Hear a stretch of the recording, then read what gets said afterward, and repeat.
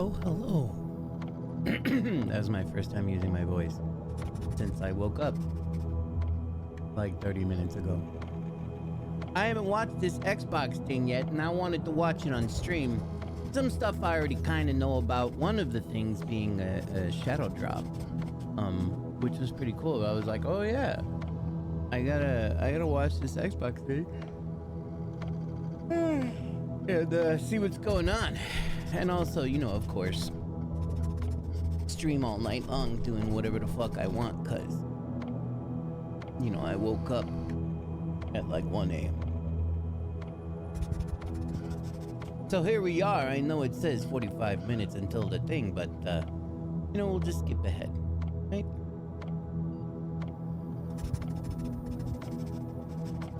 Ooh boy.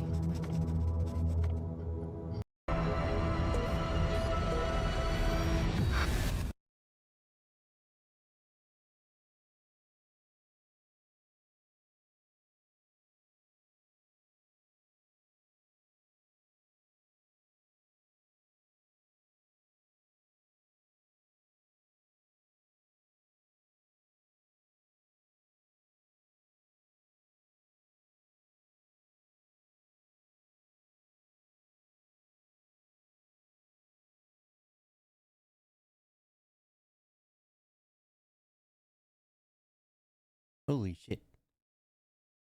I wanna really make sure that we know.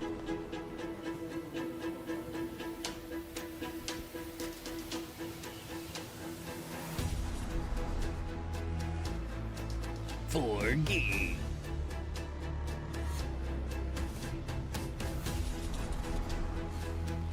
For studios.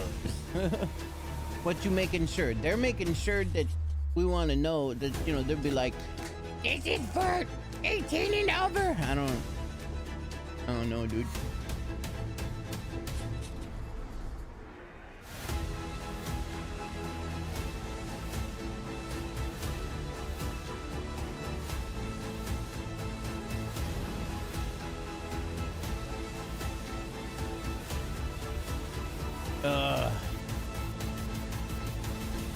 So many developers are like, look, we're just trying to do our goddamn jobs. Can you please get that camera out of our face?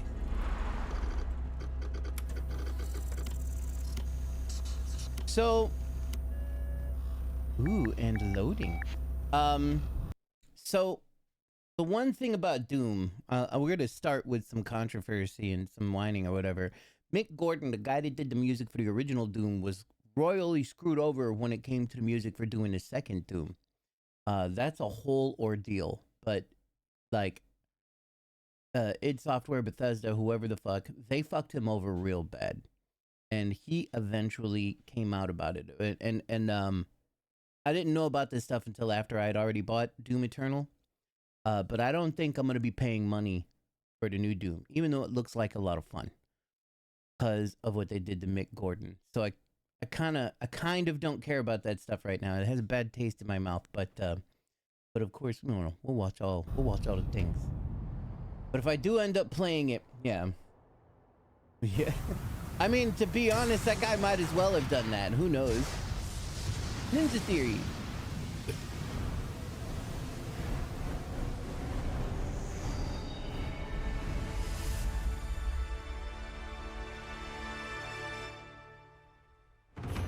Oh yeah, Team Ninja.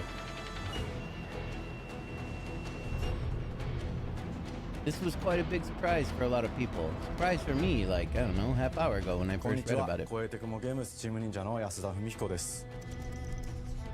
今日は皆様にチーム忍者が長く大切にしてきたアクションシリーズの新情報を発表できる機会をいただけてとても嬉しく思います。早速ですが、こちらをご覧ください。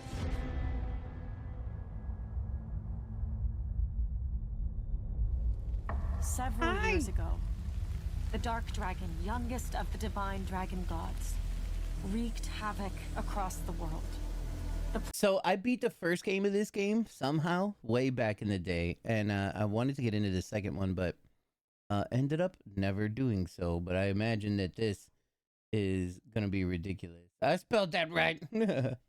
I did some thinking about AI, though. I think you sent me right. Are songs even special anymore if you could just chat GPT lyric? Yeah.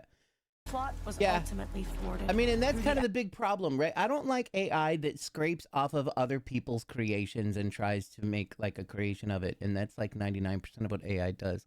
But I do, there are uses for AI of, you know, of what it does, but I just don't want it to do those things, right?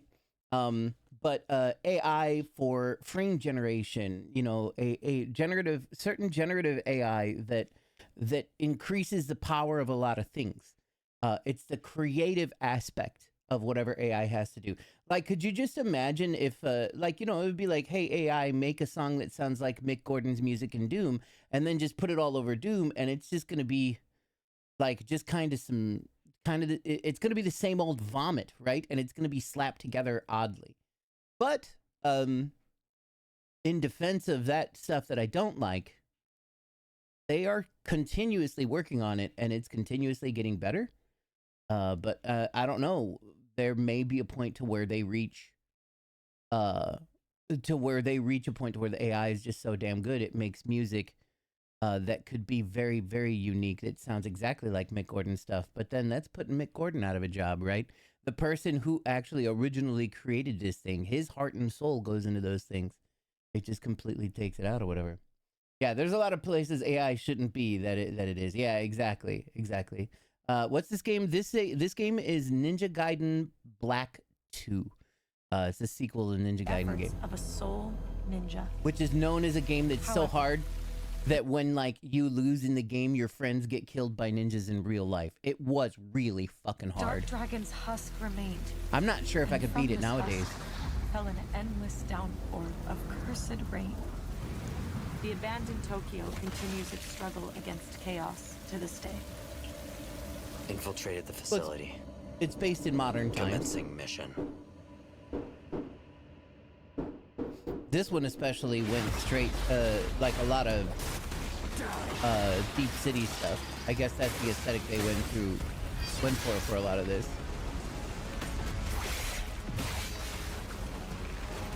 No escape. So this apparently was completely remade in Unreal Engine 5, so it looks very pretty.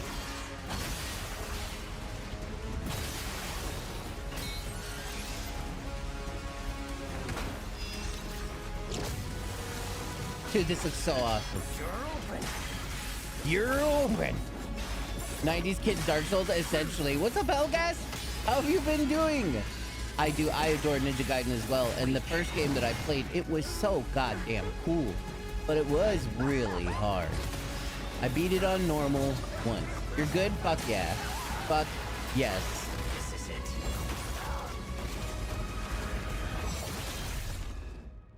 Ryu Hayabusa. Except that put you on in the early 2000s legit. It ends here.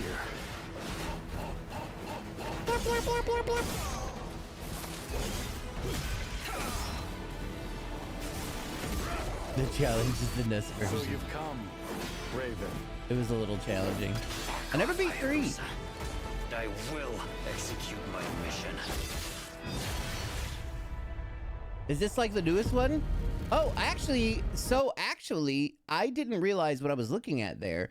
Yeah, apparently this is Ninja Gaiden 4. I didn't understand what I was fucking looking at. I thought it was Ninja Gaiden 2 being remade or whatever, and that's only because I know that they dropped Ninja Gaiden 2. They shadow dropped it the day that this came out. So Ninja Gaiden 2 is available to purchase on like all the platforms or whatever. And I was like, you know, this does look really good. And I kind of don't remember. And Lampy had it when she was like, why does it look so sci-fi? And I was like, I don't know, you know, I never played it, so I don't know. But it does look really sci-fi. It doesn't matter. No. It's because we're looking at the newest one. So I'm very surprised by this right now. 町人の皆さん、10年以上大変お待たせしました。 For the NG games, it's 最 nice. 強の忍者となり、容赦なく襲い来る敵に挑むハイスピードアクション、忍者ガイデンのナンバリング最新作として、忍者ガイデン4を発表させていただきました。本作はプラチナゲームズさんとの協業で開発を進めています。プラチナゲームズさんのアクションゲームというジャンルにおける実績は言うまでもなく、ベヨネッタやニ So ア I'm オート glad マ that タ this な is ど a 素晴らしいア fantastic, クションタイトルを生み出してこられまし a た。 fantastic 忍者ガイデン reveal 4 for という you. タイトルを10年以上の時を超えて新たに皆様にお届けするにあたり、より多くの方に新鮮な気持ちでプレイしていただけるよう、新たな世界を新主人公であるもう一人の町人ヤクモで冒険するという形で制作することにしました。 Not even Ryu here. But Ryu is here. 先ほどご覧いただいた映像の中で竜はやぶさも登場しておりましたが、彼は今回も物語に密接に関わってきます。なぜヤクモと戦うことになったのか、竜はやぶさが戦う目的は何なのか、本作の物語の中で展開していきます。任務は必ず成し遂げる。邪魔をするな。物語は黒竜がもたらした正気の雨によって荒 Dark 廃 Rot. した首都東京が舞台となっていますこの雨は黒竜がまだ生 This き is てい so る much more 証であり exciting. 雨が止まない限り I'm 東 drunk, 京に fuck 安寧 yeah. は訪れません I hope you're having a good time. 今作の新主人公でありはやぶさと対をなすカラス一門に所属するヤクモが I 首 are 都東 fuck 京 yeah, で黒 Vertex. 竜を倒しこの世界を晴らすため戦いに身を投じますこれまで忍者外伝シリーズで描かれてきたダークでハードな世界観は継承し、そこにさらに危機を感じさせる要素として呪いやより混沌とした景観のデザインを取り入れています Fuck yeah. ステージプレイ中に街が呪いの影響を受け、ビルは崩れ、道は歪み、ヤクモをピンチに陥れることでしょう、舞台となる東京はとある出来事によって街全体が崩壊し、魔族やヤクモと敵対する勢力がひしめき合う状態になっており、環境全体がプレイヤーに牙を向くように感じられるはずです。前作より立体的に自由度の増した危険に満ちたステージを忍具やシリーズおなじみの体術など忍者アクションを駆使して乗り越えていくことになります。レールアクション、スイングアクションなどのダイナミックで爽快なシチュエーションを多く追加しました。これら以外にも様々なシチュエーションやチャレンジ、隠されたアイテムなどを用意しており、ステージが進むご Look, とに I'm 上が not っていく gonna lie, テン it's ションにも beautiful, but a lot of 驚 the いていただ things け that ると he's 思います。 touting that are like amazing are you know, stuff that is just normal video game stuff. He's like amazing verticality and whatever, and it's like, I love you, 新し Tomoko. い主人公のヤクモは竜はやぶさに次ぐ新たな町人です。 Nice. 彼にはまだ若さも残っていますが、 So カ Ryu ラ is ス一 his 門を背負 fucking う天 is 才 his 忍者でもあり、 is 忍 he's 者外伝シリ Ryu's ーズに biggest おける fans. 忍者の頂点、竜と肩を並べる次世代の町人たり得る人物としてデザインしてい Fuck ま yeah. す。 I bet Ryu's his dad. そんなヤクモの前に立ちふさがるのは荒れ果てた東京の治安維持組織であり、黒竜の封印を守る竜神島や現世に蔓延する人ならざる Fucking 者 Tengu's up 龍 in this 馬、 bitch. そしてもちろんシリーズおなじみの魔人も登場します。また現時点では公開していませんが、新たなキャラクターやシリーズファンの方に喜んでいただける人物も登場しますので、続報にご期待ください。従来のシリーズから God, that looks バ so トルスピ good. ードをさらに加速させ、目にも止まらぬスピードで敵との攻防を繰り広げることができます。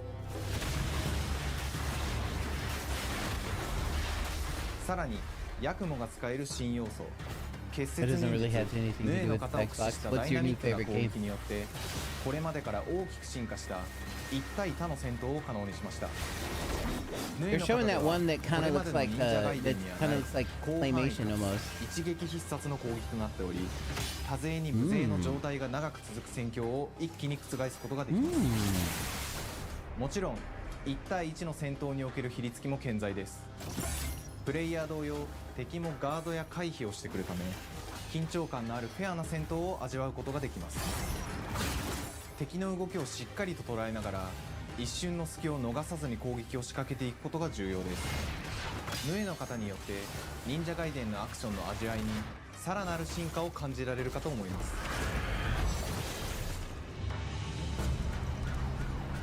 特にアクションに関しては手触り、バランス調整など細部にわたり日々議論させていただ I き、 think I've seen 会社の that. 垣根を越えた密なやり取りをさせていただいています。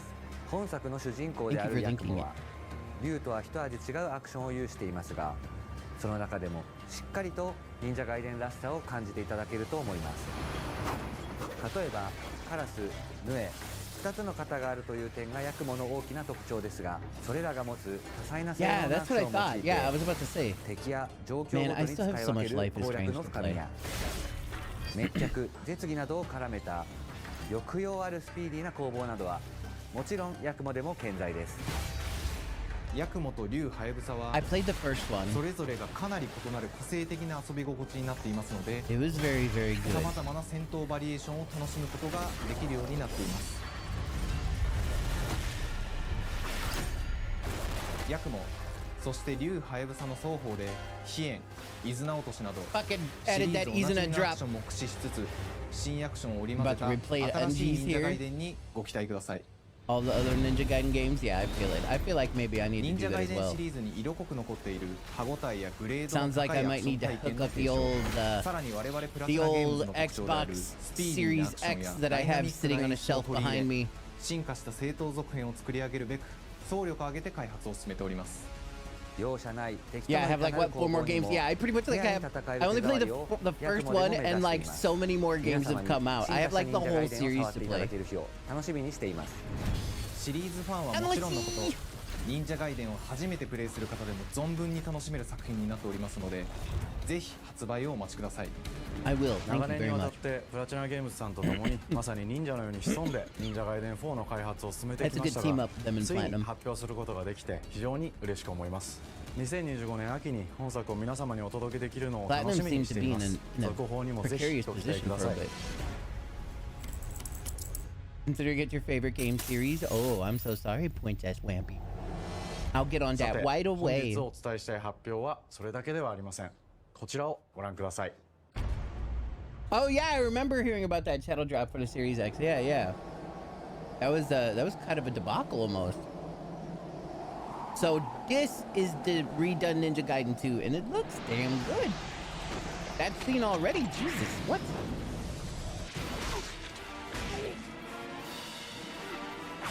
My name's Ryu Hayabusa.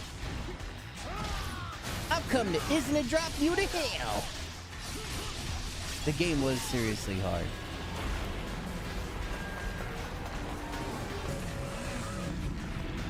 How you feeling about the Switch 2, Guns? I was thinking about you a lot when we were doing the Switch stuff.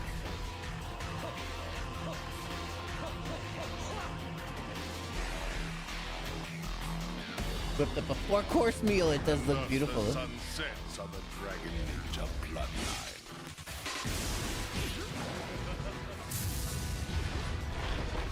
You can play which game on PlayStation West? All paths before me are cruel and arduous. Oh, they had a bunch of cool new weapons too in this. Oh, Ninja Gaiden? I believe Ninja Gaiden was only available on PlayStation because it originally came out in 360. 忍者ガイデン Xbox 2のオリジナ 360? ル版は2008年に Xbox Yeah, 360 there we で go. 発 Oh, 売し 2 was released in バイオレンスな 360, 表 so 現 it might have been the ハイスピー regular ドなバトル Xbox を the 皆 first 様 Ninja に Gaiden お楽 was しみい on. ただいた作品です。今作忍者 Would ガ have イデン never 2 knew. の Yeah, ブロック look で at は that. レア Yeah. 版の表現 I'm に just glad to see you again. It's been quite a while. グラフィックを大幅に刷新。忍者ガイデン2の But 完全版として開発い it たし first ま came し to た。 PlayStation on PlayStation 3 as Ninja Gaiden Sigma. 竜ハヤブサに加え、あやね、 Oh, look, モミジ、レイチェ Momiji. ルもプレ Oh イ shit. There's a Momiji in here. You see that, Momi? Look at you. Looks like you're in the game. Hayane, Momiji, and Rachel. するキャラクターとして登場します。そして本作は本日コンソール、PC、そして Xbox ゲームパスでこの後 Forgot it was a すぐに thing. 発 Yeah, it 売 makes となり sense. ます。忍者ガイデンシリーズを長年応援いただいている皆様はもちろんのこと Woo. 本日忍者ガイデンを知っていただいた皆様も忍者ガイデン4の発売前にぜひ本作をお楽しみください。今年はチーム忍者創立30周年の節目であり、本日発表させていただいた忍者ガイデン4を含め The Year of the Ninja. 2025 It's 年は忍者 actually の the 年 year of the イヤー・オブ・ザ・ snake. 忍者となります。 And that's happening right now. When is it? Is it Lunar New Year right now? Should I be wearing red?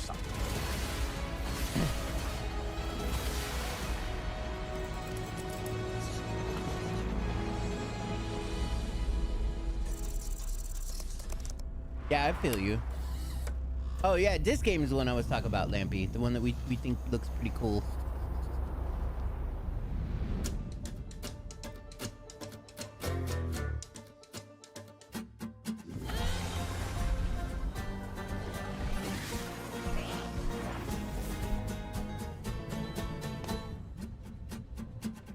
Hi, and welcome to Compulsion Games here in Montreal, Canada. It is the year of the snake, At our yes. studio, we care about world building, and we treat the setting almost like a character of its own. From the magical noir of contrast to the alternate history. Yeah, I know, we right? have Heck on here, her? I had we no draw idea. inspiration from the landscape to shape mood, drama, and intrigue. For South of Midnight, our third-person action-adventure Let's game, have a the story and break. characters Yay! bring a folkloric Deep South to life. This gave us a chance to explore I like Southern that. Gothic themes with a dark fantasy twist. So while our protagonist Hazel is at the forefront of our story, it's the macabre elements and larger-than-life creatures that will leave a mark on her journey and growth.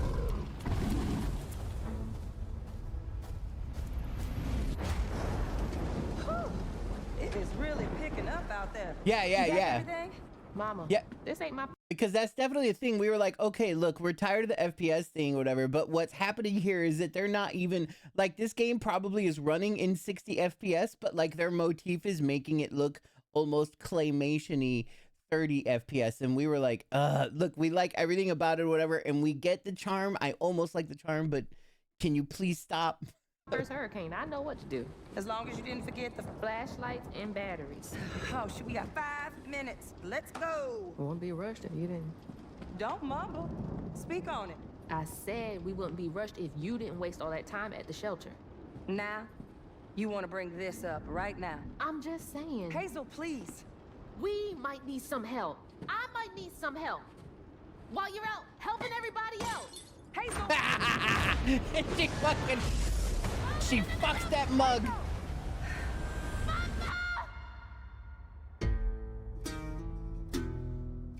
Hazel may start her journey as a typical 19-year-old. Damn, she's gorgeous. But disastrous events will push her into a darkly magical world where she'll learn who she really is and how to tap into weaving, an ancient magical power that redefines her trajectory in life. Cool. The land itself chooses Hazel as a weaver.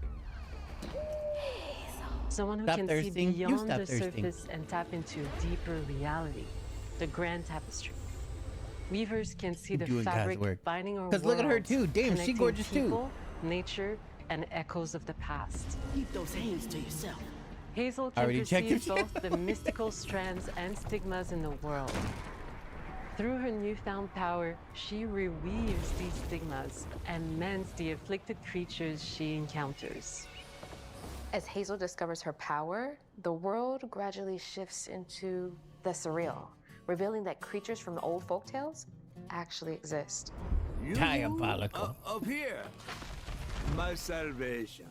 Among them is good old Catfish, the storyteller who becomes both the guide and companion to Hazel across the game. It ain't every day I hear about a new weaver such as yourself. Would you kindly do your weaver thing and help me down? Meeting Catfish marks the true beginning of Hazel's journey. All Those of are good Hazel's headphones. arsenal and powers are designed around textile crafting and traditional spinning wheels. Her weapons include Yeah, I a agree. spindle, I agree. I was 2 thinking weaving about hooks, the and a exact distaff. thing. Her magic abilities manifest with supernatural Like, I'm lace-like like, man, patterns, blending is the this gonna make traditional me craft sick? with mystical elements. Hazel engages with the world through a variety of movement abilities. Those Oh, shit. abilities also help Hazel progress on a journey. Ninja run. Ninja As run. her journey unfolds, Hazel will master new weaving I abilities. love fuck graphics. It's using just them the to traverse the world, FPS style conjure situation objects, thing that's going on. and confront adversaries. Combat is about understanding and adapting to different enemy archetypes known as Aints, the manifestations of corruption Hazel encounters. These haints trap Hazel in combat until she unravels them, destroying them in the process. Each Aint has its own unique moveset, strengths, and weaknesses that you'll need to learn and adapt to. For example, the slug burrows on the ground and unleashes devastating strikes from afar, while the Ravager closes the distance with chilling speed. Hazel can counter these threats with agile melee abilities to execute powerful combos, jump attacks, and charge attacks. I have a feeling that But the close combat combat is risky gonna and can backfire feel kind of bland. Because Aints have powerful defensive abilities. Mastering your magical skills become the key to gaining the upper hand in combat. Push, pull, and weave are some of the spells at your disposal that give you a tactical advantage during a fight. His hair is Timing amazing. everything. Pull distant enemies close to start melee combos, push them back to interrupt and stun their attack. Then press the advantage with follow-up strikes. Spells interact uniquely with each enemy type, creating dynamic combat scenarios, especially when facing multiple types of opponents at the same time. Once near death, enemies can be unraveled, breaking their core and setting them free of their corruption, which has the added benefit of providing health boosts and reducing ability cooldowns. If you play your combos right, you can enhance Hazel's combat readiness and keep on chaining her abilities. As Hazel progresses in the game, she unlocks new moves and improved pretty much. abilities, and you'll have to decide which areas to prioritize. The upgrades will change how you approach combat, like enhancing area of effect attacks, or refining push and pull skills to improve precision and make them feel more rewarding.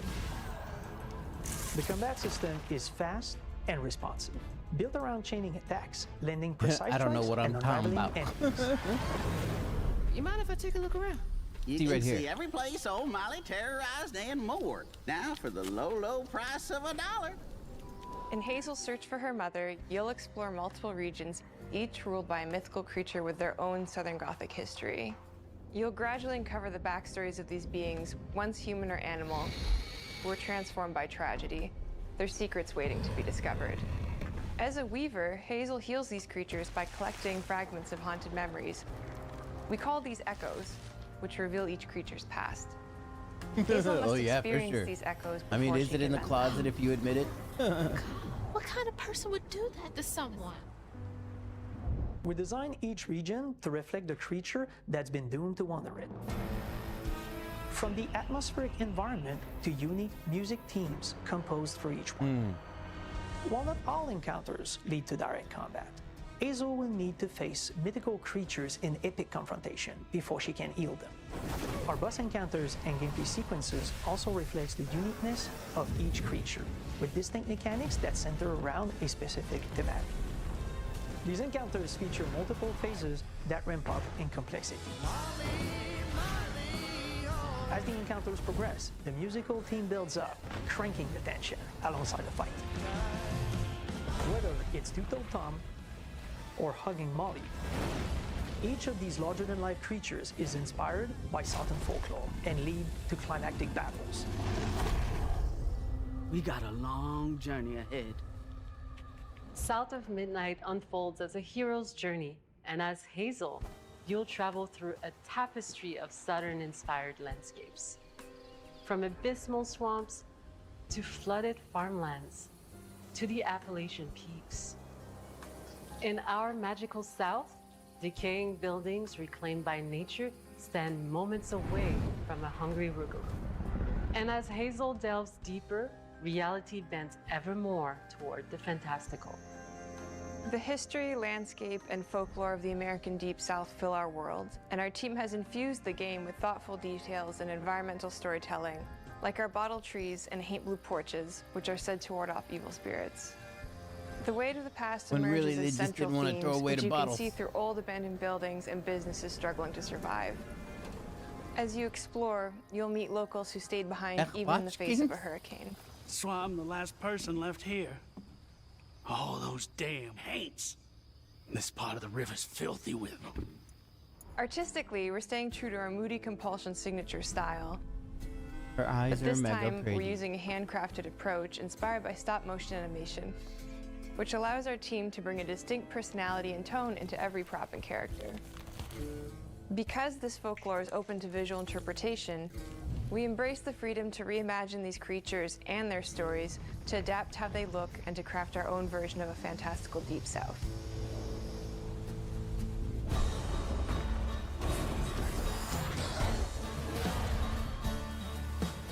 At Compulsion Games, ich we bach. built to craft I get around it. central I themes. hear it. We're lucky to have talent across all our disciplines that collaborate to give South of Midnight such a unique personality. We hope you enjoyed this deep dive into South of Midnight. We're thrilled to announce that the game will launch on April 8th, and pre-orders That's are my now son's available birthday. on Xbox and Steam. So instead of getting him a present, I'm just gonna buy this.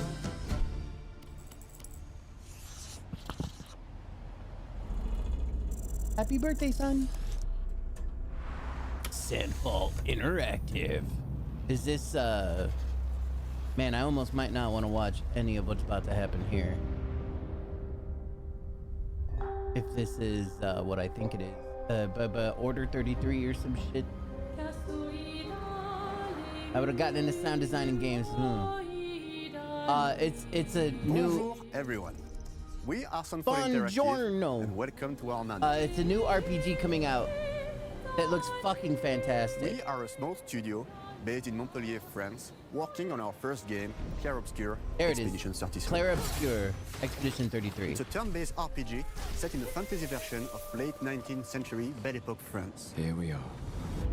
Our grand adventure in game development actually started as a solo passion They gave a release date. I believe it's going to be released in like April as well. RPGs with turn-based combat I grew up with and loved, but that fully leveraged the latest tech, refreshed the genre with new features, and took place in a compelling world.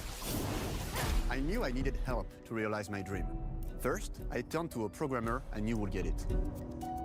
You and I started trading ideas right away, and that quickly turned into trading files back and forth. Soon, I was creating the first prototypes of the reactive turn-based system, combining real-time offense and defense elements, and a cinematic from what I know, they got a lot of things really inspiration clicked when we tested the first from version of those features. We felt we had something both challenging and fun. As Tom and I went back and forth and iterated on game elements, a vision started to come together, and I shared it with an old friend from university. Guillaume and I are both passionate gamers, and when he described the project, I quit my job the following week and joined the team without hesitation. Because I believe that in video games, success always starts with a strong creative vision. And we had that, defined by 3 core elements. A story with great emotional depth, gameplay that innovates on the classics we love, and a world that is completely original, beautiful, and immersive. We founded Sandfall Interactive on these tenets: a group of friends with a shared vision and the drive to make something great. This too is your legacy. Core to every great RPG is a compelling story. And Guillaume and I spent 4 years intensively developing and refining ours. And that started with the hook. 67 years ago, a massive slumbering paintress and a monolith appeared with no warning. Once a year, the paintress wakes and paints a number on her monolith, and everyone who has passed that age is erased. Every year, that number ticks down, and everyone dies younger and younger. Expeditions depart to kill the paintress, determined to fight until their final breath, but none have ever returned. Our story follows Expedition 33. Expeditioners, we honor your dedication. Guillaume and I knew early on that we didn't want to focus on good versus evil. What's interesting to us are people who, yes, are flawed, but who care deeply about each other. And conflicts arise because they have different perspectives on what needs to be done. I'm sorry about earlier. We wanted our story to feel dark and mature, with adult characters who feel like real people with real experiences. I'm always missing something that everyone else just gets. The heart of the story is about overcoming an existential threat while struggling with loss and grief. And it's rooted in the characters' relationships, both to each other and to themselves. What are we gonna do, huh? Tell me. What are we gonna do? In a world like this, how does one stay hopeful or make peace with their fate? What duty do we owe to each other or to ourselves? These questions are deeply personal to me, and they permeate the story behind the story. Know that Lumiere fights with you.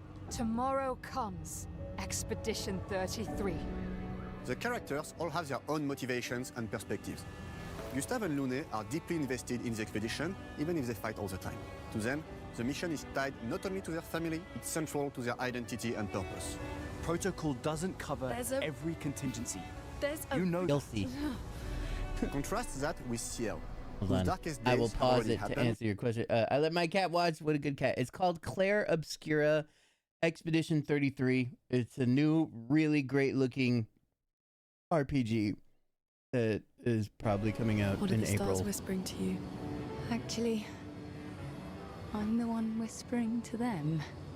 It's something my dad and I used to do. And Maëlle, who cares more about really living her life, not just living longer. Gustav, are you real? It's not all dark, though. Along the way, they meet various colorful NPCs and recruit Monoko, who is a friendly but kinda bloodthirsty philosopher and a fully playable character. He has a really cool battle mechanic where he can turn into the enemies he defeats. What are you doing? Just need the foot. Aha! He's very, very old and has seen many expeditions come and go. He is a Gestrol, which are a group of playful beings who view battle as a form of meditation. They're fun and sort of ridiculous. You'll meet Monoko and many other Gestrols. Yeah, a little wild, right? And of course, there is Esquier, who is one of the oldest and lore-wise the most powerful creatures in the verse. Esquier is that powerful? He will be your mount and help you travel to secret corners of the world. Fucking awesome! And if you bring him See, back to I special shouldn't be stones, watching this. You can unlock abilities for him to access new areas of the world and find exciting secrets. Hello, Deputy B. But I'm not that strong. Everyone has their own reason for joining the expedition. I mean, and it's each too of late them now. has their own story arc and resolution that we think players will really connect with. Very, very big. In addition to a strong narrative, we had a clear vision for our own take on the genre's core gameplay. Our reactive turn-based system takes the traditional turn-based battle mechanic we love and adds real-time reaction, which gives combat greater intensity and dynamism. During enemy turns, you can negate all damage by dodging or parrying at the right time. But balancing Super Mario turn-based with RPG was the real-time first to do mechanics that. took a long time to get right. During initial playtests, turn-based players often found the real-time elements too hard. We are Some of us indeed. are still traumatized by enemies from back then. We've done a lot Yeah. of rebalancing since, and with a lot of iteration, we ultimately came up with a formula that we're proud of.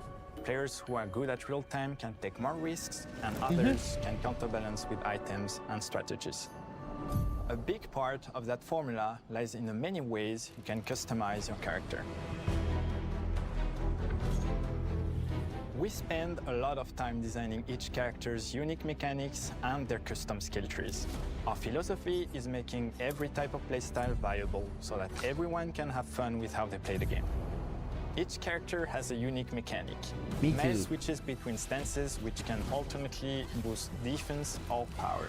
I personally like to make Mel the protector of the group, but I'm pretty much the only one at the studio who plays her that way. Most people play her as a glass cannon with Gustav's complementary skills. The characters can also equip hundreds of passive effects, which in our game are called Lumina. Every character has more than 20 unique skills in their skill tree and hundreds of passive effects they can gain through Lumina and weapons. So there are a ton of builds and playstyle to explore. Needless to say, we can't wait to see how you choose to play and what kinds of build you'll design that we probably never even imagined.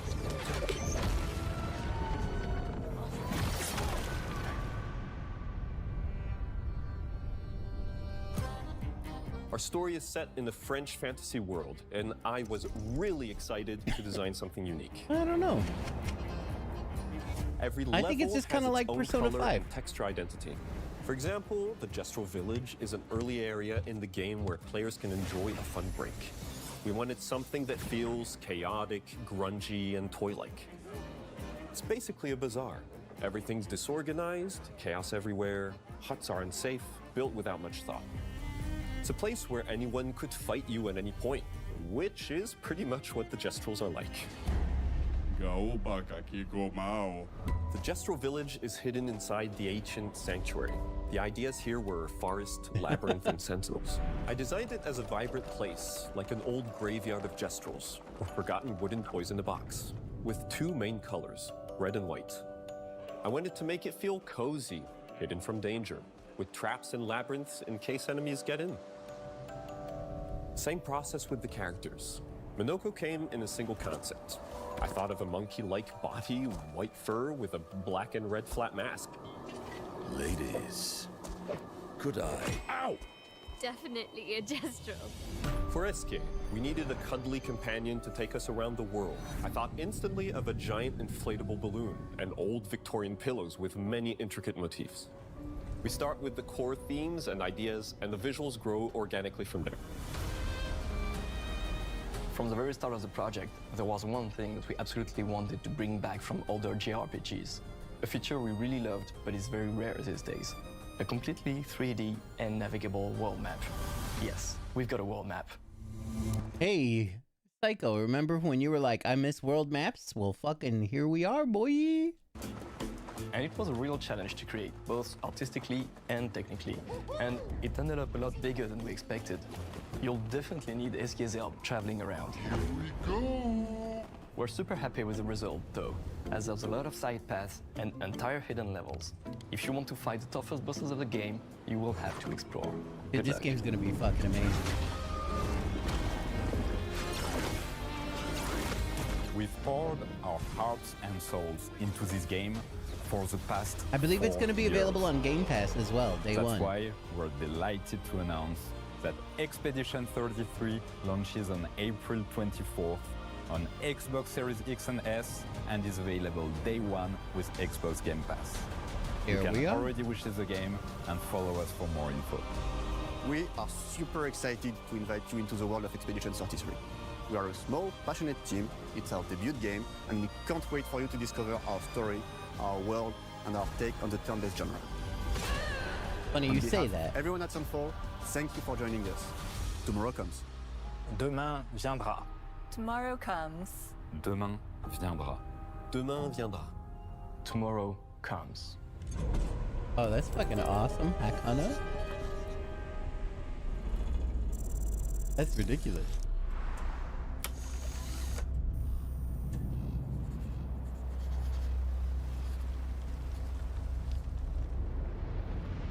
So once again, not sure if I'll... That's great. Not sure if I'll support this because of what they did to Mick. Hello, and welcome to Dallas, Texas, home of id Software, where more than 30 years ago, a small team of game developers helped define and set a course for first-person shooters. A lot has changed since then, but our team is as passionate as ever. And the most... So, Doom Eternal is announced, right? Long time ago. Doom Eternal is announced, and they're like, hey, we're gonna come out with Doom Eternal, yay! Everybody's clapping, it's like at a game thing.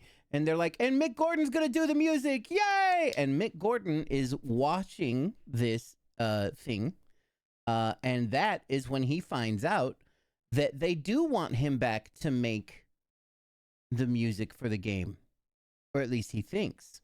You see, because at that point he had already been in conversations with Bethesda and id, saying like, "Hey guys, I know you're working on the next one. I've already started working on some stuff because you clearly do kind of want me back or whatever, but we need to work our shit out if that's going to be happening." So not only did they promise that the game was going to be coming out, he did indeed. That when the game was going to be coming out, not only did they fucking promise that the game was going to be coming out, but they also promised a very special edition of music with extra bonus tracks from Mick Gordon himself. But they did all of that without telling Mick Gordon. Now, that's not even the fucking problem here, right? That's not even the problem. It got much, much worse. The big problem was they constantly snuffed Mick. They literally were trying to push him out.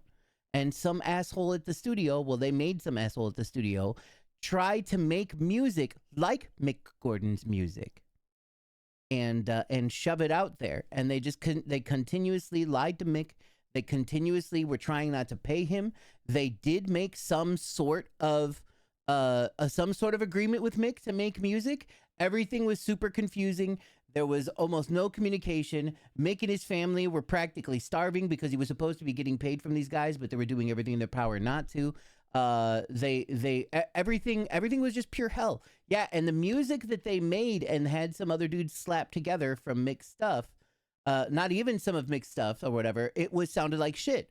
And everybody on the internet who's a huge Mick Gordon fan, especially because of Doom 1, they were like, "Ah, man, Mick's music really sounds like shit. I wonder what the deal is. He really seems like he just like is phoning it in here. It sounds terrible, whatever." And the whole time, Mick essentially is, having worked with the company, and when you work with a company or whatever, there's NDAs and shit like that go into place. So he wasn't really saying shit, but eventually he just fucking posted it because he was sick and tired of everybody talking about how Mick's music was shit in this game and blah, blah, blah. And it wasn't even fucking him. He was screwed over the whole fucking time.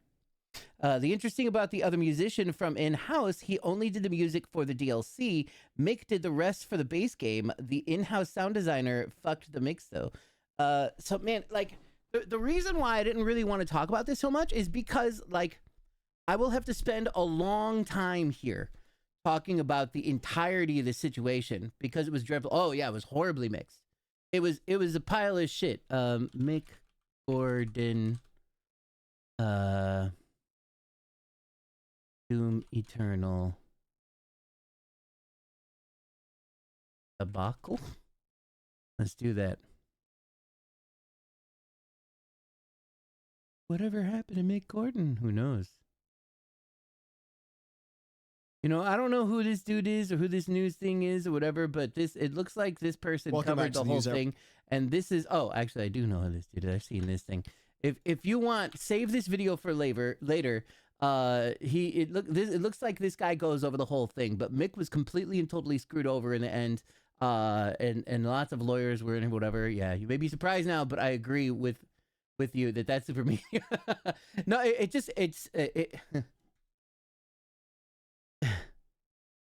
To be the guy that makes the music, to be told that you would be back with the music, but not be told when, and to have just a bunch of fucking suits tell you that, man,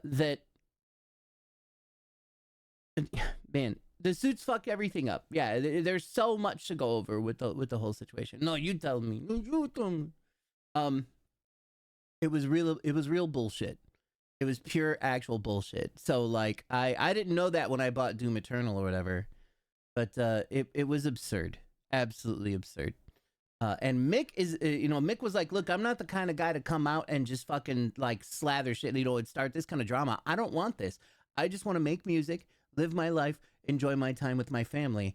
But after everything, like, this dude's career is being money, it's affecting his income because people are like, Mick Gordon sucks now, when he didn't do anything fucking wrong, when he was being screwed over by this company. So yeah, I'm probably not going to pay money for this game.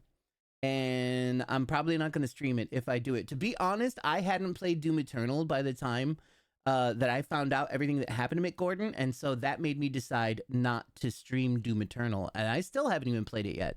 But if I do play it, I'm not going to do it live. You know what I mean? Yeah, I won't ever deny they fucked Mick over. It was such a messy story that was hard to follow at all. That all developed rapidly from multiple sources who were third parties, so things were wrong. Then Mick dropped his twit longer, yeah, and I lost most of not all respect for id. Yeah, that's pretty much how it was. Exactly like how Hack Hunter says it. It was like a weird debacle. People were saying some shit, and we were like, "What? Did he ask for too much money? No, not at all. He didn't. He didn't even ask for the money. He asked them how much they would like to pay, and then he would be able to, negotiate, right? Like they didn't. It wasn't a thing like that whatsoever. I think they just wanted to save the money, like, and that's it. Yeah, he wanted to do the thing. He also knows the things, man. You got to read the whole here. Let's see if we can even find the twit launder because it's a lot. He got mega screwed.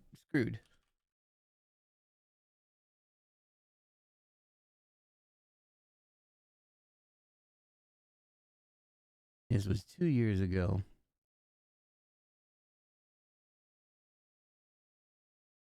It's gonna be kind of hard to find.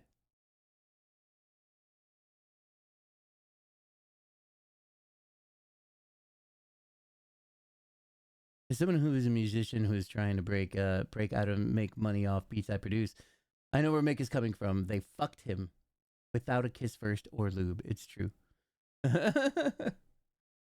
Oh God. It was really hard to find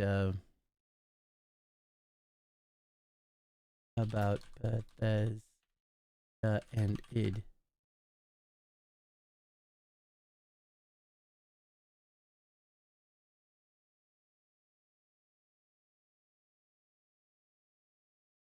Updating the pinned comment to post it. Apparently a big source of Google hits, whatever. You don't need lube, just start up. Well, that might be good for you. I mean, it also depends on where that lube's coming from. You know what I'm saying? It also depends on what hole we're working on here, right?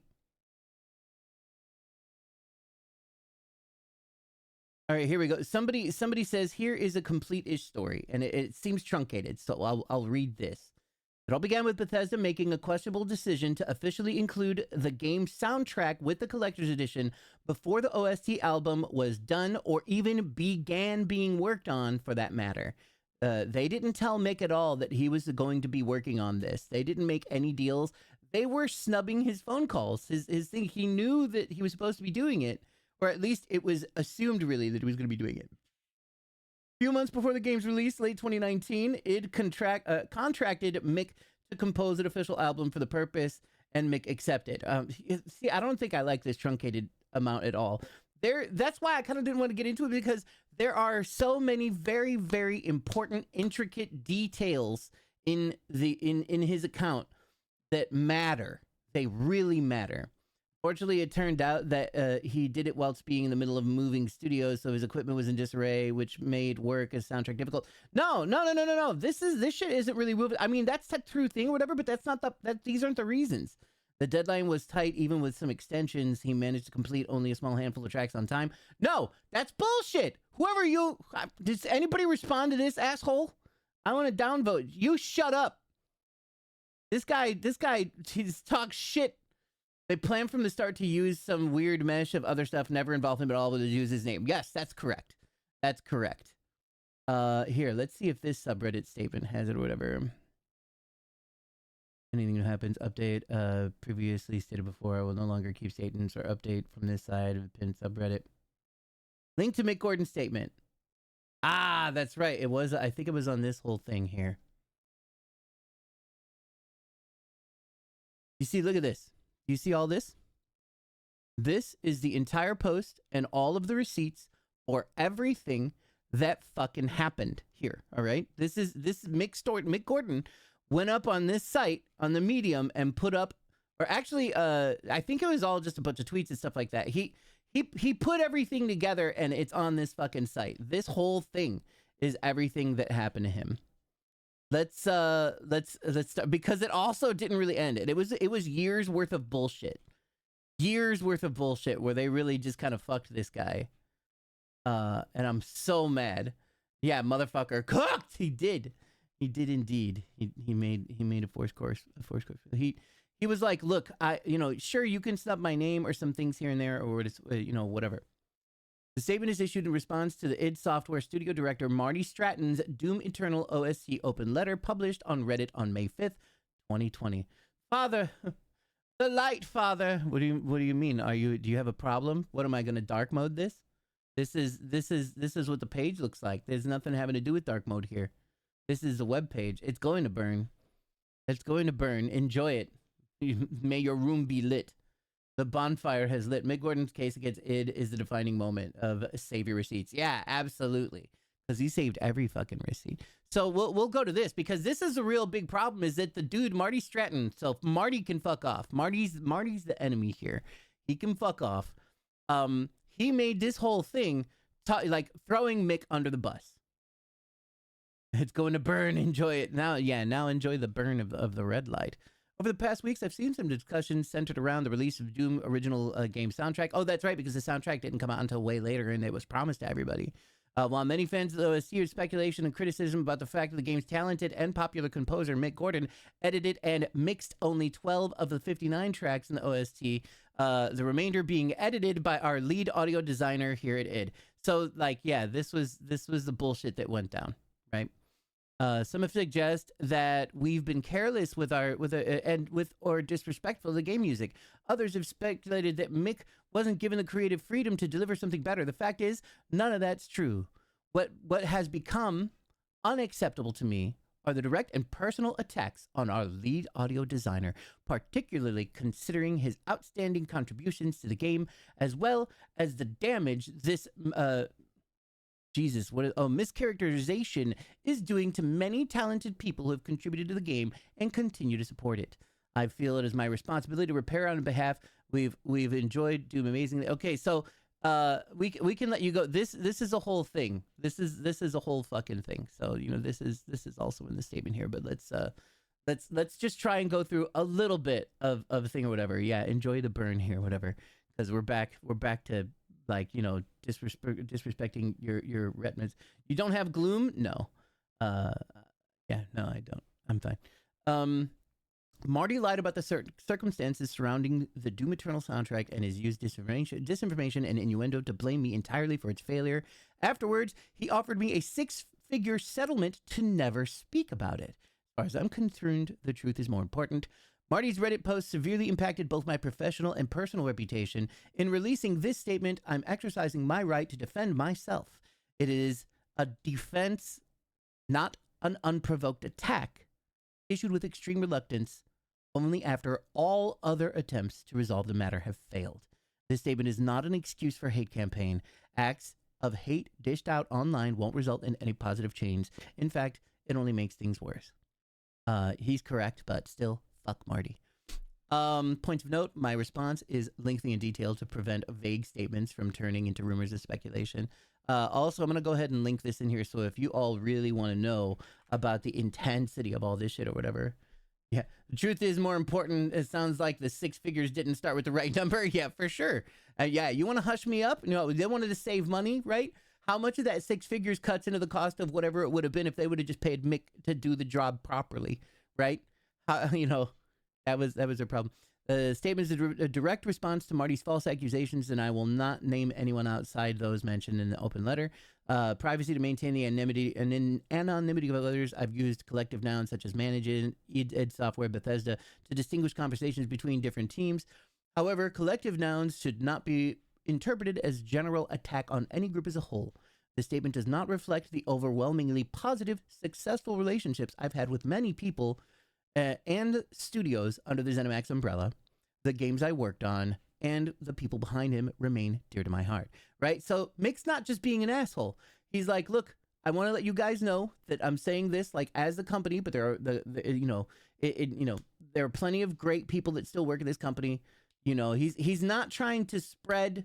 He's not trying to tell you never buy a thing, never do, you know, those are our decisions in the future or whatever. But he's just trying to let you know that he's had some shitty time with a few people that was severe enough for him to put together this entire thing. There's a fucking table of contents here. Okay. I work as a contractor. I am not a staff employee and don't work from any client's office. I am isolated from the development team, living and working in a country on the other side of the planet. I rarely visit studios in person, and communication is maintained through emails and calls. Contracts are integral. Nothing happens without a signed agreement. In-game score. A game score is written specifically for an interactive music system and consists of hundreds, sometimes thousands, of short audio files. The game's audio system plays these files in a sequence determined by the player's actions. So that's the thing where, in games as time has gone on, the music has become much more of a dynamic experience with the music, which makes things super cool for us. And that's why, now, people who are making scores for games make them the way that they do. They don't just make an entire piece and then play it on loop really anymore. They do that instead, which is super fucking cool. Video game music contracts. In-game scores are budgeted in minutes. The developers calculate the expected length of a score at the beginning of the project and negotiate a permanent rate with the composer, which is written into the game's music contract. Doom Eternal's contract budget was 142 minutes.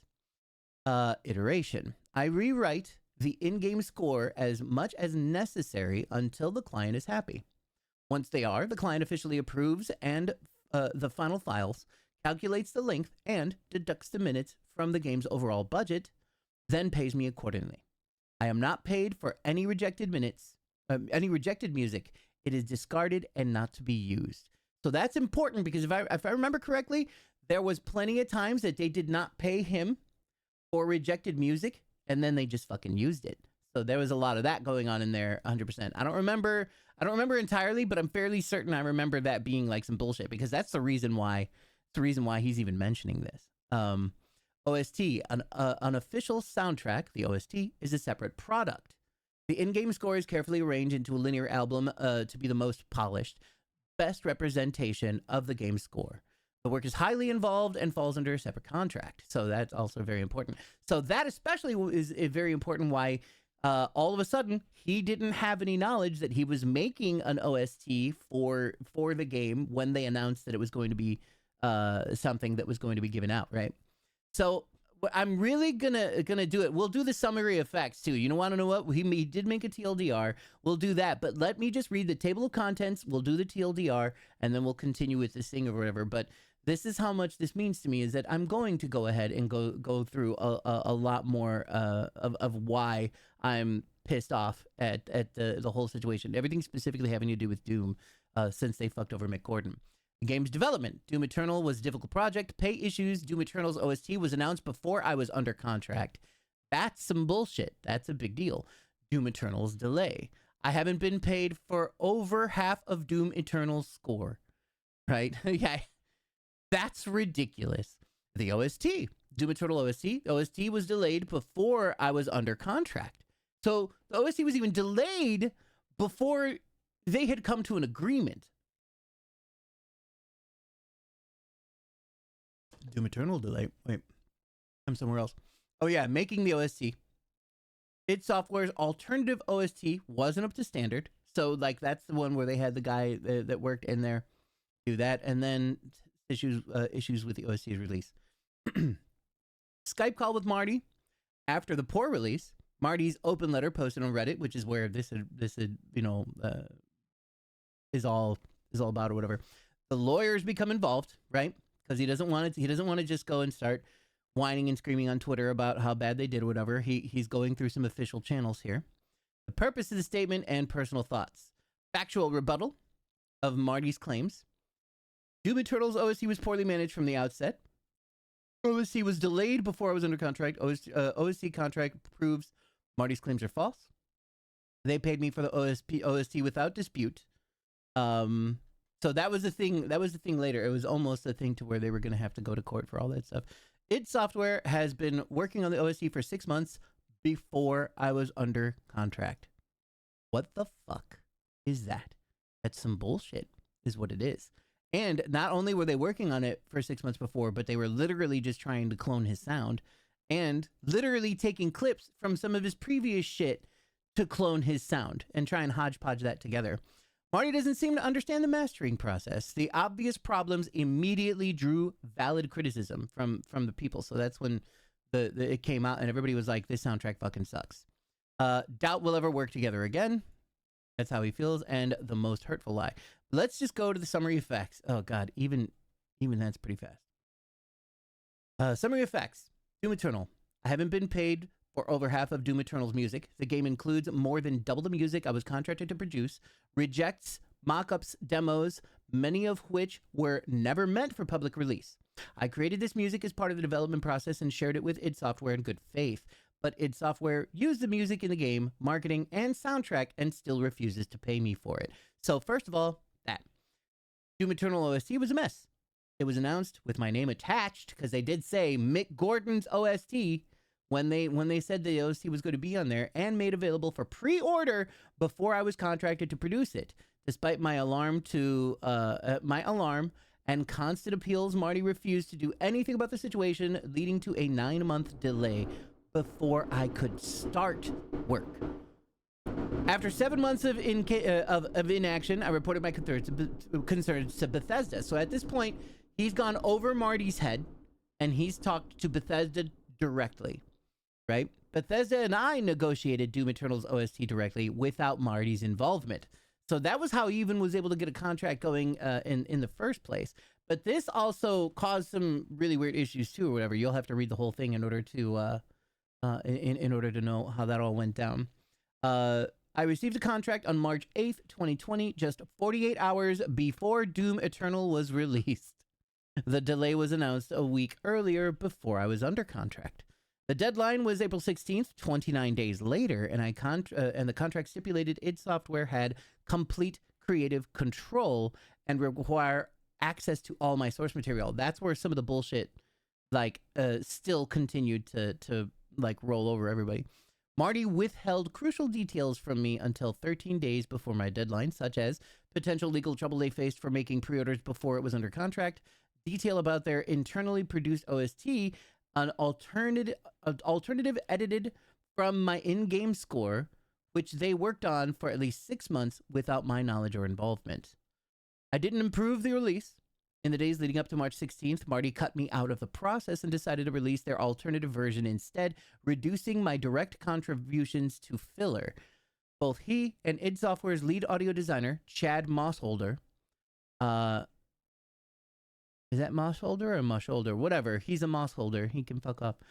Didn't allow me to hear the final album and didn't seek my approval. They weren't contractually required to do so. OST release, poor quality release, immediately drew criticism and worried Marty personally asked me, and a worried Marty personally asked me for assistance in addressing the situation. I made myself entirely available to Marty and committed to satisfying disappointed customers with a better OST. Marty made it clear he wanted me involved, saying he wanted a positive outcome, had no ill intentions, and wanted to resolve the issue professionally. And this link goes to receipts as to where he was saying that shit. He offered to draft a joint statement addressing the situation and announcing plans to move forward. He requested I hold off on making further public announcements until we could address the public together. Marty told me to expect a draft within hours, but it never arrived. Then Reddit. Instead, days later, he published a 2,500 plus word open letter of a fan-run Reddit page that singled me out as the sole cause behind the botched OST. The post attracted thousands of comments and news articles and severely damaged my personal and professional reputation. Worst of all, he hid it behind my back whilst leading me with this bullshit story about working together on a professional solution to the problem. His statement was full of lies, disinformation, and innuendo, and when challenged, his company offered me a six-figure sum to shut up about it. When I tried, time and time again, amid the torrent of abuse, harassment, and threats, to resolve the matter more amicably, he constantly refused, worried how addressing the Reddit post would damage his own reputation instead. But as far as I'm concerned, truth and honesty are more important. Marty's words damaged my character and attacked my reputation. I've afforded him ample opportunity to address this issue, but his refusal to do so has left me with no option other than to issue this statement. In issuing this statement, I'm exercising my right to defend myself. All sounds even worse than I thought. That's why I had to get into it. That's why I was like, look, it's a big deal. And that's just the TLDR that you're reading. If you read this whole thing and look at all of the receipts, it's fucking despicable. It's absolutely dreadful. So goddamn stupid. Marty's an absolute piece of shit. Mossholder's a piece of shit for going along with the whole thing and probably hoping to get some sort of like notoriety or more money or something like that out of the outcome or whatever. The whole thing is an absolute fucking mess. And like Morty didn't just get thrown under the bus. He got thrown under the bus specifically for the bus to not only run him over, but to stop and just skid their tires on him indefinitely. It's really, really, really, really horrible. How does Todd Howard feel about it? We have no idea. I don't know if Todd has ever made a statement about it. But once again, I will link this. He doesn't. Yeah. I will link this, and I urge you, all of you in the chat, to not only read every fucking word, but to share it with all your friends. You know, and I don't know. I'm not going to tell you to boycott the next Doom game or whatever. This means a lot to me, and I feel like it should mean a lot to everybody. If ever there was anything that was an injustice, that definitely was an injustice done to somebody. In the name of what? What was Marty gonna get out of that? I think was he just trying to save money? Because it's weird how he's trying to save money on who's gonna do it, and then just not tell Mick Gordon. You know, they could have just said, Mick Gordon, we want somebody else to do the soundtrack, but they knew they couldn't do that because Mick Gordon was the sound of Doom. The music of Doom 2016 was so goddamn perfect for the vibe. There's nobody else really that could have done it, essentially, you know? And they tried to save money by snuffing Mick. I feel like in the end it probably cost them more money. I won't even play it on Game Pass. Yeah, that's kind of how I feel. I'm like, I feel like I need to literally pirate this game. Like if I play it on Game Pass, it'll get a number. You know, if I download it, they'll be like, oh, that's another download. We're successful. You know, who knows, man? I might not even. It's maybe I'll just watch. You know what? I'm gonna watch a playthrough on YouTube. That's what I'm gonna do. You can turn back on again. Most important values at the core of our games, innovation, craftsmanship, and performance, remain a priority for us to this day.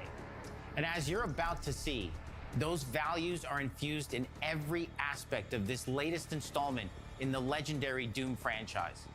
It is an honor to work on this game, to carry on its tradition of creating all-out, groundbreaking levels of fun. So now, we're excited to share with you a look at our most ambitious game yet. This is Doom: The Dark Ages. That was so stupid, I mouthed the words. He mouthed the words. That's funny. And they're like, oh no, we're leaving that in. Also, I actually made a Reddit post when on something having to do with this Doom game 2 or whatever, and I was like, I don't think I'm gonna be supporting this game because of what they did to Mick. And that was probably my most successful Reddit post in all of Reddit history. I don't really go on Reddit much, but that just goes to show that there's some stuff to that. But I also never did look up and see, because it might have been a post. Hold on, is Mick Gordon in Doom Dark Ages?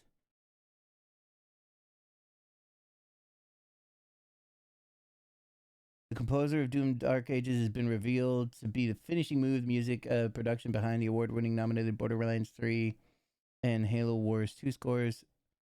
Formed by the duo Brian Tryford and Brian Lee White, finishing move has been aligned with Microsoft Games. Yeah, so Mick Gordon is not going to be doing the soundtrack. That's all I needed to know. I did see with those GTA 6 editions going on. That's a tough one too, man.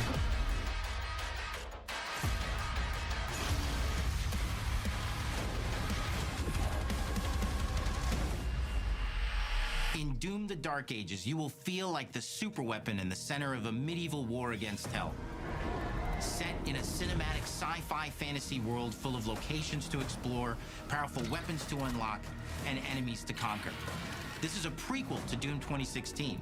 And that's given us the opportunity to reimagine every aspect and you want to know what's funny is like they're hoping to go through with it, and there are other game companies that are hoping that they can get away with it, so that those game companies can, in a lot of ways, the feel of the game is really a return to start charging $100 or more for their games starting now. with the combat. Wait, Coco. In Doom Eternal, you felt like a fighter jet.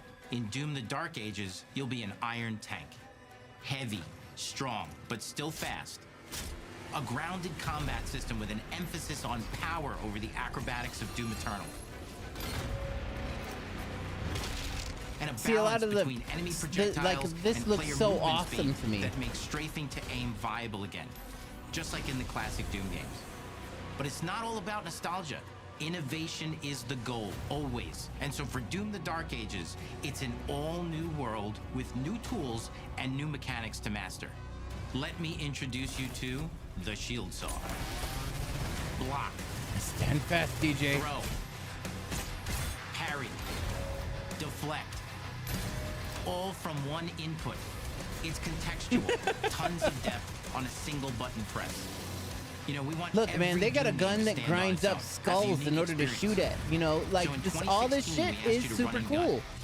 But the music does sound generic, like generic bullshit, though. In Doom: The Dark Ages, you're gonna stand and fight.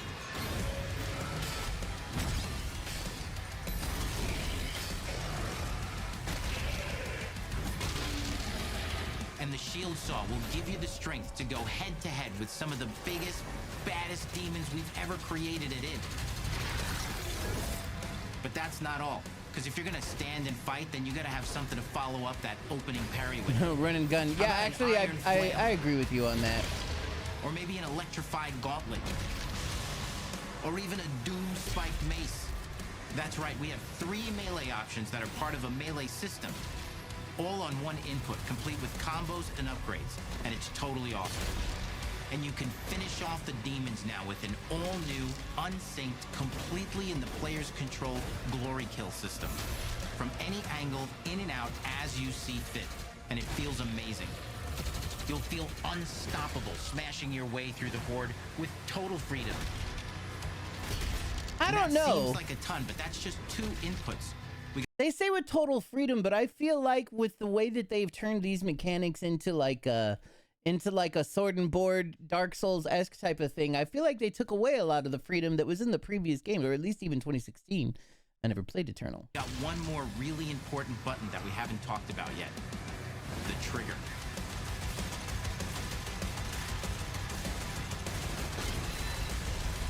That's right, we've saved the best for last. Doom has and always will be all about the guns, and Dark Ages has some of the most ridiculously powerful weapons that we've ever created. Mean, ancient, brutal torture machines built to butcher. Yeah, that's exactly what I was thinking, Lampy. And shred the minions of hell with.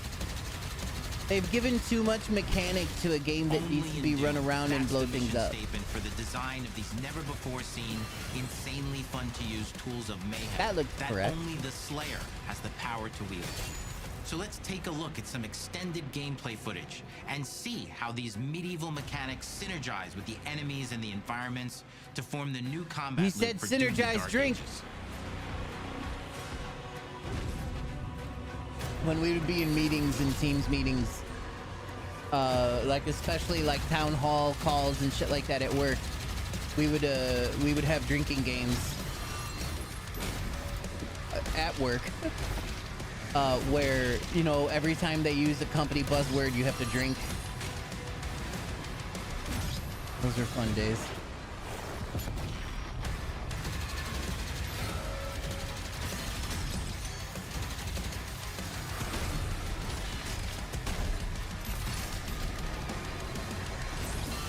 Things like synergy or think outside the box, or, you know, shit like that. Catalyst. It's a catalyst to, you know, buzzword. And under the hood, for the first time in an id game, we've made our combat more approachable and flexible than ever before, with a new difficulty system and sliders that will allow players to tune the speed and challenge of the game to whatever fits them best. You can slow things down or speed them up. It's a Doom for all Slayers. And the gameplay doesn't end with just the Slayer. We finally have for you, you've been waiting for 2 games now, to get in and pilot your very own 30-story Atlan, which is a mech. It's the size of a building. It's powerful. Yeah. And you can beat giant Titan-sized demons to death with your gauntleted fists. And if that wasn't enough, we also have for you your very own fire-breathing, Gatling gun-toting cybernetic dragon. This game doesn't have multiplayer though. Either. They have a full suite of abilities and even mini-bosses. The spectacle is epic. The power fantasy is unlike anything we've made it in. And the combat systems behind these features are deep and tons of fun. If my mech isn't as tall as a planet, you can fuck off. Single-player action games expect more than just great combat to pull them through the experience. So we're excited to share with you not just the gunplay, but the world of Doom: The Dark Ages. Your hero's journey will take you to the far reaches of the Doom universe.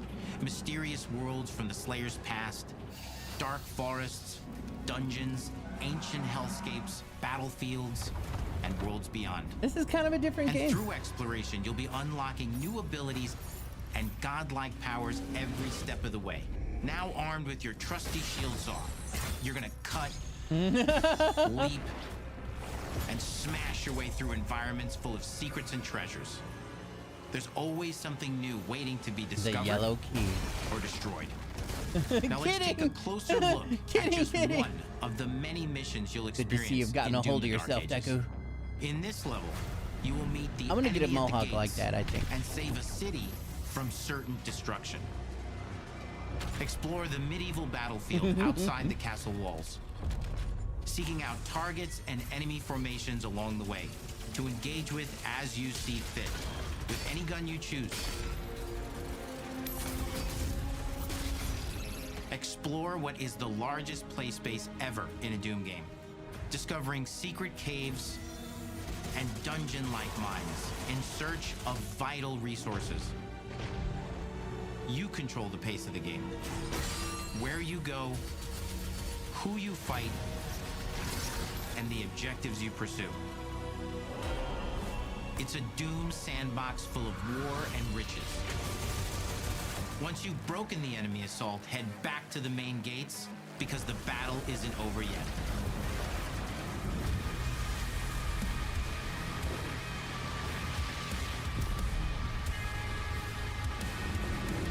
This music sounds like shit.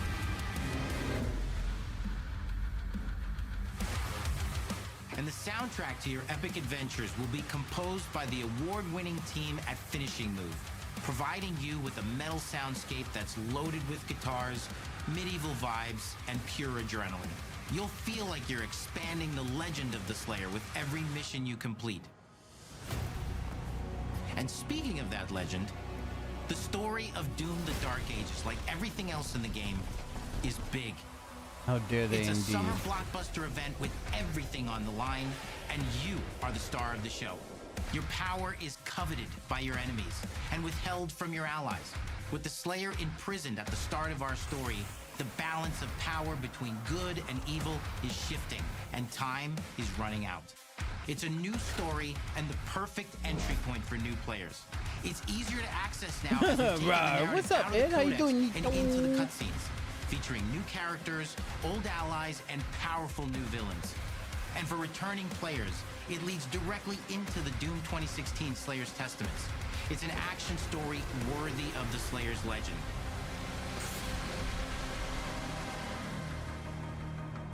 Hot lady.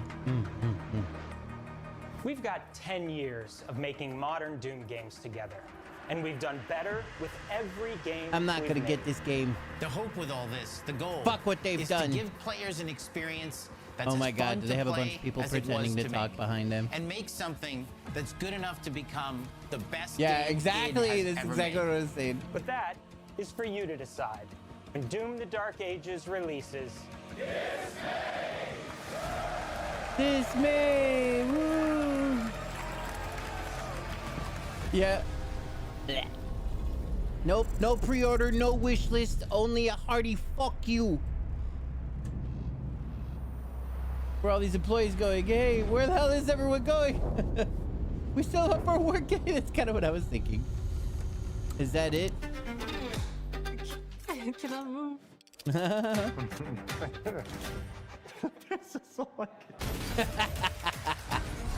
You will feel like the super weapon at the center of a medieval war against hell.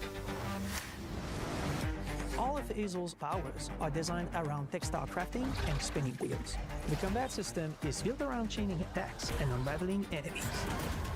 Our reactive I'm turn-based stuck system down here has coding. real-time Yeah, oh reaction my which God. gives Have you ever combat had those greater days? intensity and You ever had those days that are kind of weird, right? It's like, oh, we got a very important person over here, down there, whatever. You know, and we're gonna go down to the atrium.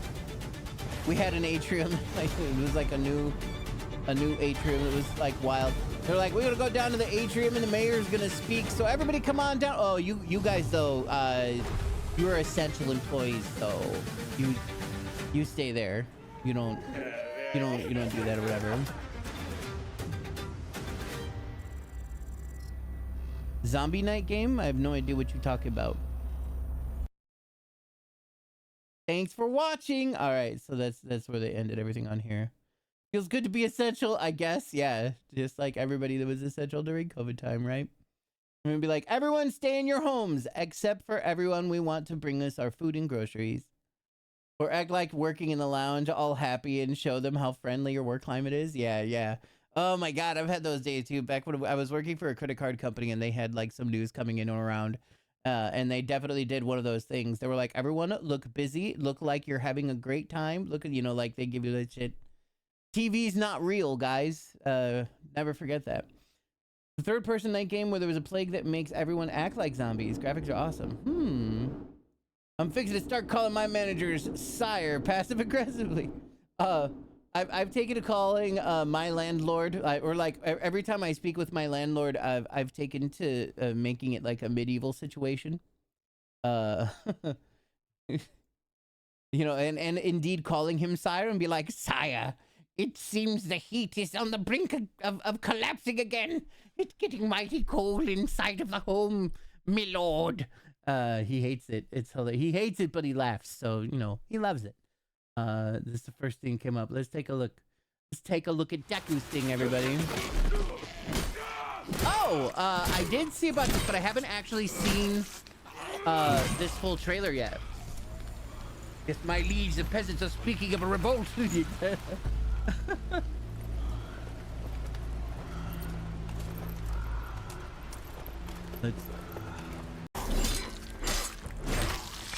Oh no, this is different than what I thought. You wanted to play this for the past 3 years? It's called Blight.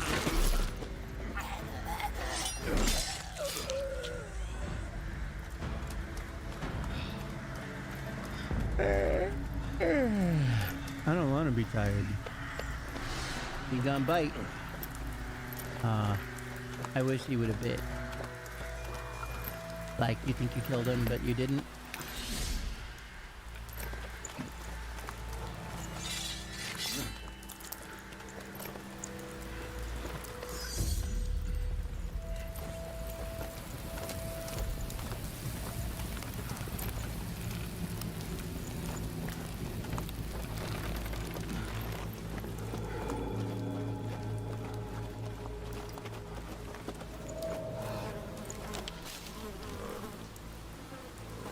Stop warming your balls and get over here!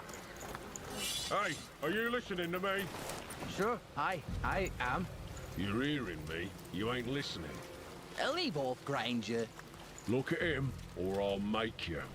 Boy, calm down, will you? All right, I'm looking. What did I say then, eh? Good for the pain. That's it. That painted armor. Bloody savages, didn't I say? Yeah, you said it, Granger. Get off him. What, you think he's got blight? Sometimes it's harder to spot, yeah? Gets in your veins first. Clogs up your brain.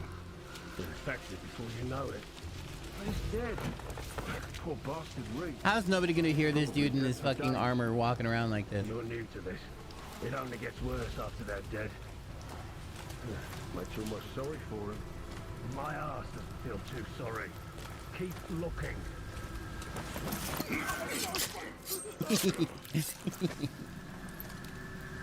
You get this thing.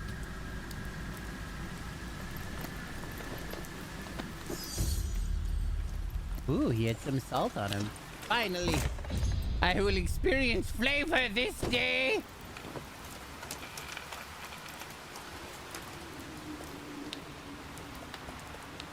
I found the clip of the comedian that was talking about the thing where I got the idea to speak with my landlord like a lord of the land, like a king.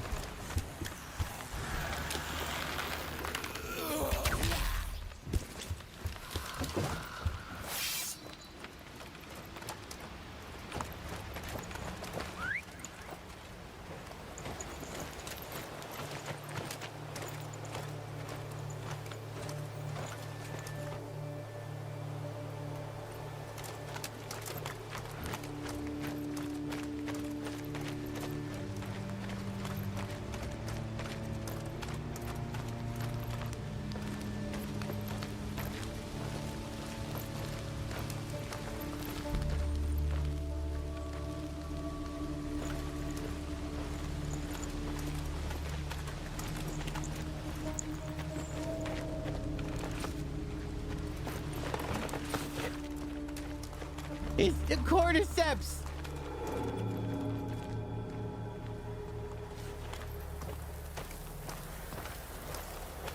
Bonfire lit.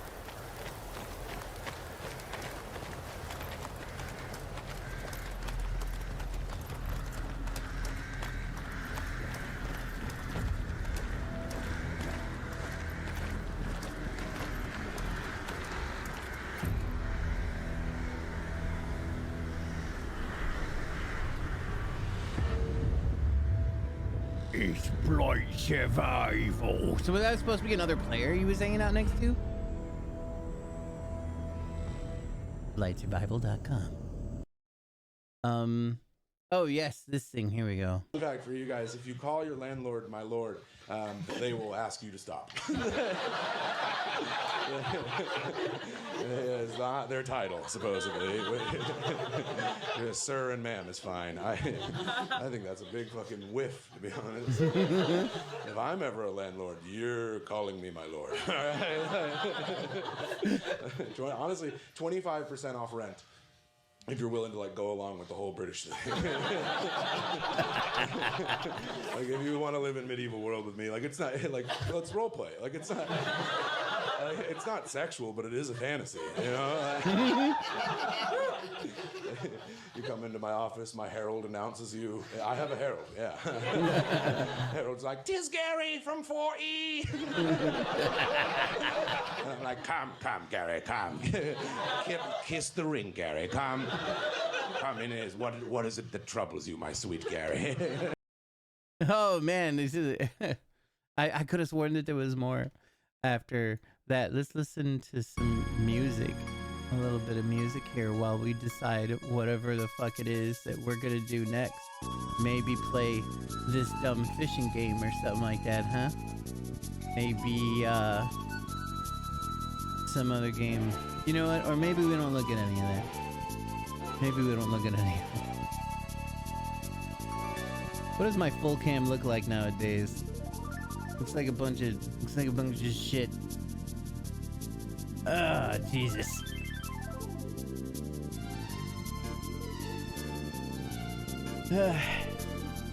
What do we do now, guys? I might take a break and go find some food or something. Or I don't know, maybe I'll throw on a movie while you think they'll get mad if we watch like the original Godzilla or some shit? Have you seen Niside? I don't know. I have no idea. I have no idea what that is. I could have sworn I had things that I wanted to do. I mean, one of the first things that I want to do right now, actually, I'm not gonna lie. Oh, it's the anime game? I think I've seen that name looks familiar. Link it to me while I take a piss. I will be right back.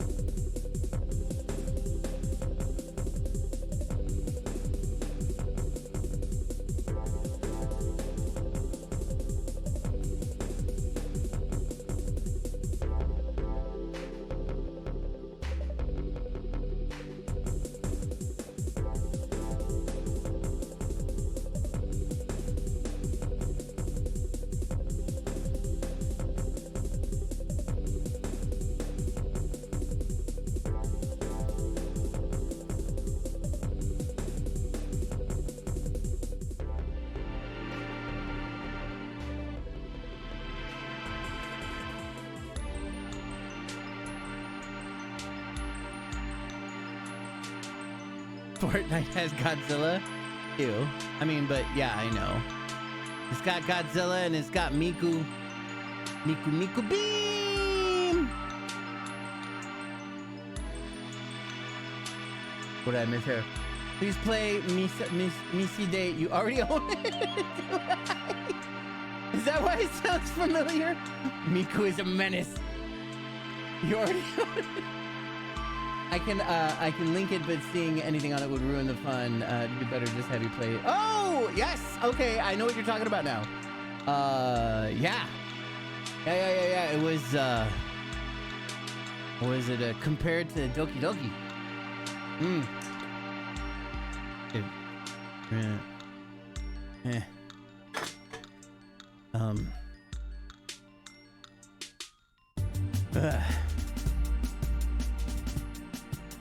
It's in your Steam library, fool.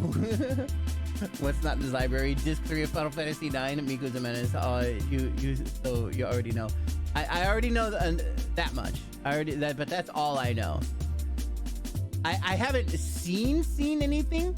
I saw this was how my experience happened when it came to finding that game. I was like reading Google news headline things. You know how like when you go to open up a new tab, your ADD gets distracted. You open a new tab and then it brings up like, you know, this thing on your phone with like news, right? That's how I get a lot of my news. I read all this bullshit. And it was on there and somebody said like, if you like Doki Doki Literature Club, you know, it's one of those things. And I just like looked at it right quick. And then I looked it up on Steam real quick, and then I was like, done. And that was all there was to it. Look, I'm gonna play this stupid fishing game while we talk, okay? I was thinking about making this Xbox Live Reaction its own thing. Like I was gonna turn off stream and turn it on again or whatever. You know what? I'm gonna do that. I'm gonna be right back. We're gonna be like, thanks for watching my Xbox Live Reaction video. Whoever's watching me on YouTube, probably almost no one, 0 to 1 viewers on the video. Have a great day. Thank you so much. I love you. Bye. And then I'm gonna start the stream up again, real quick, so that we can get back to this. Okay, guys. So BRB in a moment.